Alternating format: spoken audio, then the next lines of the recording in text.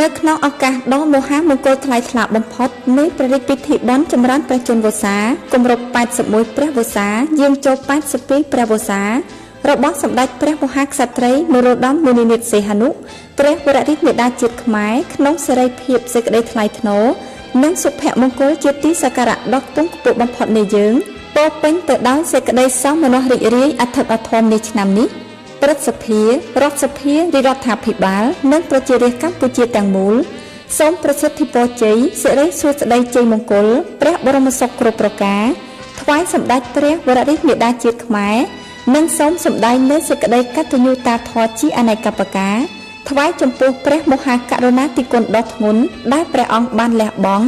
ទាំងព្រះកាយពលព្រះបញ្ញាញាណនិងព្រះរាជទ្រព្យដ៏ឧត្តមឧត្តមបំផុតដើម្បីប្រោសព្រះរាជទានជាព្រះរាជឧបត្ថម្ភក្នុងវិស័យអប់រំសិក្សាធិការសុខាភិបាលវប្បធម៌សាសនាការអភិវឌ្ឍគ្រប់ផ្នែកនៅទីជនបទព្រះរាជហឫទ័យសណ្ដាប់ប្រោសប្រណី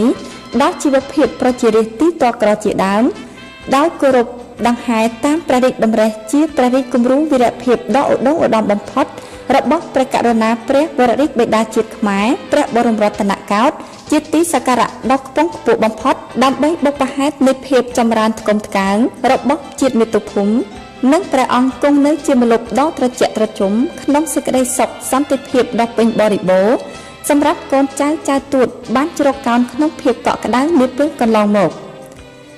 ដើម្បីឆ្លើយតបទៅនឹងព្រះមហាករុណាธิคุณដែលមិនអាចកាត់ថ្លៃបានរបស់ព្រះអង្គព្រឹទ្ធសភារដ្ឋសភារាជរដ្ឋាភិបាល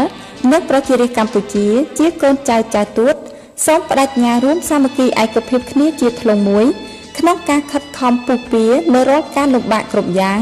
ហើយខិតខំបង្កើនស្មារតីយកចិត្តទុកដាក់លើការអនុវត្តគ្រប់ភារកិច្ចតាមមុខជំនាញរៀងៗខ្លួនឲ្យបានសម្រេចលទ្ធផលយ៉ាងល្អប្រសើរគោរពដង្ហែតាមព្រះរាជតម្រិះដឹកនាំដ៏ឈ្លាសវៃនិងប្រកបដោយព្រះរាជគតិបណ្ឌិតដ៏ខ្ពង់ខ្ពស់នៃសម្ដេចព្រះវររាជមាតាជាតិខ្មែរជាទីសក្ការៈដ៏ខ្ពង់ខ្ពស់បំផុតដើម្បីព្រះរាជាណាចក្រកម្ពុជាមានវឌ្ឍនភាពលើគ្រប់ផ្នែកគ្រប់វិស័យប្រកបដោយកិត្តិយសកិត្តិយានុភាពដ៏រុងរឿងថ្កើងថ្កានបានភ្ជាប់និស្ស័យទៅនឹងសម័យមហានគរនិងសម័យសង្គមរាស្ត្រនិយមដ៏រុងរឿងឡើងវិញព្រមជាមួយនេះសូមសម្ដែងនូវមនោសញ្ចេតនាស្វាមីភក្តិនិងរីករាយចូលរួមអបអរសាទរយ៉ាងក្លៀវក្លាបំផុតចំពោះព្រះរាជពិធីបុណ្យដ៏មហាវិសេសវិសាលពោពេញដោយជ័យមង្គលនេះនិងសូមបួងសួងដល់គុណបុណ្យព្រះរតនត្រ័យព្រះតេជះបារមីនៃអតីតព្រះមហាក្សត្រព្រះមហាក្សត្រយានីខ្មែរគ្រប់ព្រះអង្គវត្ថុស័ក្តិសិទ្ធិគ្រប់ព្រះអង្គក្នុងលោកមានឫទ្ធីបារមីនៃទេវតាថែរក្សាព្រះមហាស្វេតឆ័ត្រទេវតាថែរក្សាព្រះរាជាណាចក្រកម្ពុជាក្នុងឆ្នាំរកាព្រះនាមកិមេរាទេវីនិងព្រះអិនព្រះព្រំជាដើមសូមជួយអភិបាលគ្រងរក្សានិងប្រោះព្រំនៅទឹកអមរិតប្រសិទ្ធិពរជ័យដ៏បវរមហាប្រសើរថ្វាយសម្ដេចព្រះមហាក្សត្រីព្រះវររាជមាតាជាតិខ្មែរជាទីសក្ការៈដ៏ខ្ពង់ខ្ពស់បំផុតសូមព្រះអង្គមានព្រះរាជសុខភាពដ៏ល្អបរិបូរណ៍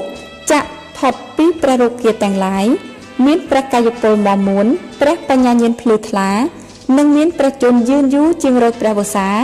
ដើម្បីព្រះអង្គបានគង់ប្រថាប់នៅជាម្លប់ដ៏ត្រជាក់ត្រជុំចម្រុងចម្រើនដល់ព្រះរាជាណាចក្រកម្ពុជា